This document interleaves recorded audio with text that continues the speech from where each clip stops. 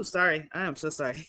All right, for section 2, now we have multi-step right triangles. And these are most likely the type you're going to see on your test. You're only going to have a couple where it's just a singular right triangle.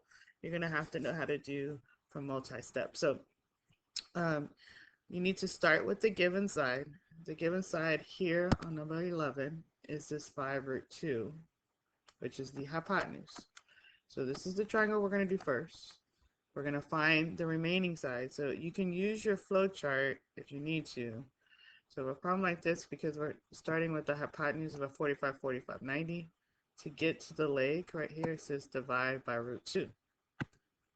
So if I take this 5 root 2, but some of you have already seen it mentally, divide by root 2, the radicals cancel. So the leg here is 5, which means it's 5 over here as well.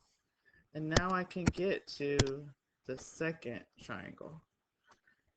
So I can get to the x. Well, in this triangle, that 5 also represents the hypotenuse. So I'm taking that 5 and dividing by root 2, because I got to divide to get to the leg. Anytime I go big to small, I divide. But now I need to rationalize it. Okay. 2 cannot go into 5 evenly, so I either keep it 5 root 2 over 2, or I can change the 5 over 2, this part right here, to 2.5, which would be outside the radical, so 2.5 root 2. Okay?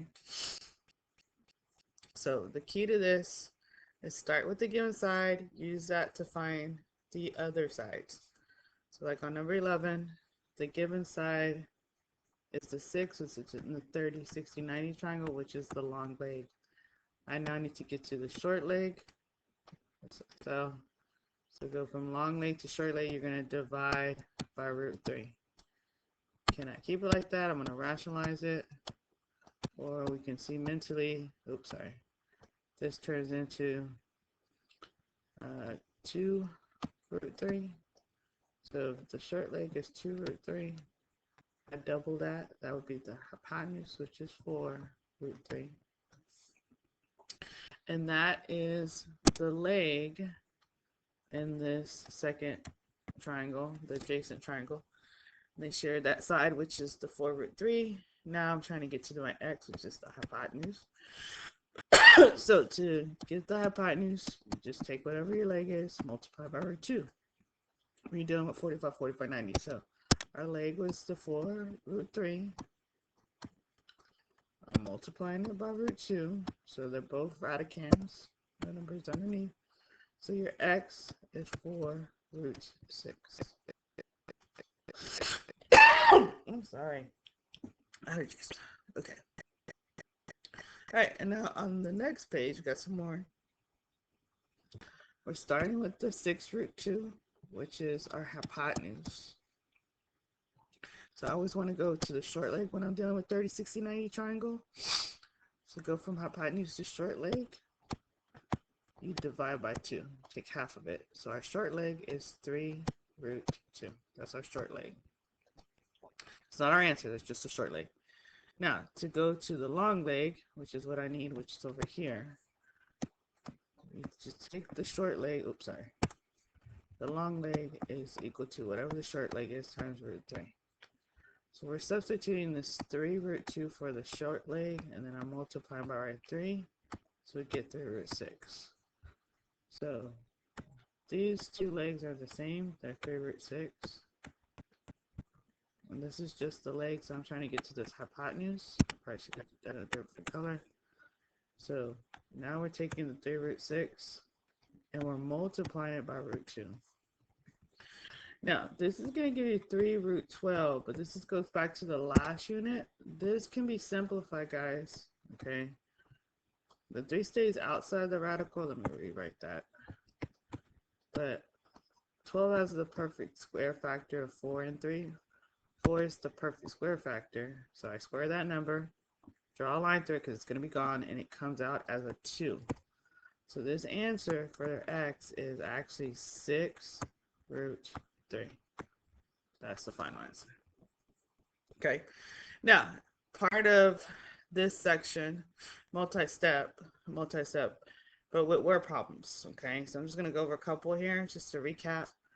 It's going to give you some key information. So we know we have a hypotenuse of a 30, 60, 90 triangle that is 24 root 5. We want to find the perimeter. Remember, perimeter is when we add up, okay, add up the sides. So if you could, you can draw a picture. It doesn't have to be the scale, but starting with the hypotenuse being 24 root 3. So I'm going to go to my short leg, taking half of that, so that's 12 root 3. And then I'm going to go to my long leg by taking the short leg and multiplying it by root 3. And when I do that, this is actually going to come out to be a whole number 36. Okay, I'll show you. 12 root 3 times root 3. Anytime multiply a radical to itself, it just turns to the whole number. So it's the same 12 times 3, which is 36. Now, the perimeter means add up all the sides. So I'm going to do capital P for perimeter.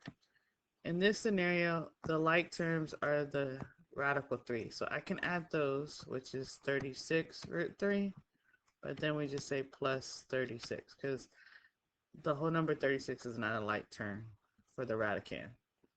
So this is our perimeter right here. Okay. So on a problem like 18, you're doing a square, but they gave you the perimeter, but you just gotta remember this kind of was in, I think, number 6. And a square, all the sides are the same. So we're starting off with that 96 and you're dividing it by 4. That would be your first step. And so I think that's going to give us, what, 24? Yeah. And so that gives you the length of each side. Okay. And now they want you to find the diagonals. You have the easy one, because hopefully you remember from the previous video. Here, I want to talk about what an altitude is in an equilateral triangle. Okay, that's the keyword. Equilateral sides are 20. Find the measure of the altitude. So in an equilateral triangle, it's not to scale. All the sides are the same. All the sides here are 20. Okay. And in an equilateral triangle, all the angles are 60. But because we're finding the altitude right here, it means we're going to, the altitude is like your height. And when I do that, it cuts that angle of 60 into 30. So you have a 30 and it cuts this space into 10. So to find the altitude, this is actually really the long leg. Put an LL. So this is going to be 10 root 3. Because this 10 here is your short leg.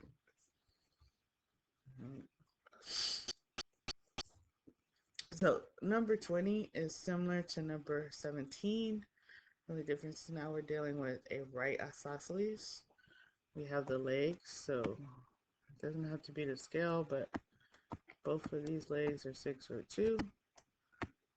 So when you find the missing hypotenuse here, it will be a whole number. And you're going to add up all 3 sides. The 6 root 2 are your like terms. So you're not going to have one number. You're going to have an expression, just like we did here on number 17. All right, so that takes care of that section. When we get to the next section here, now we're getting into our trig, okay? So make sure we know how to do the ratios. I'm going to give you some hints for the next video. All right, thanks.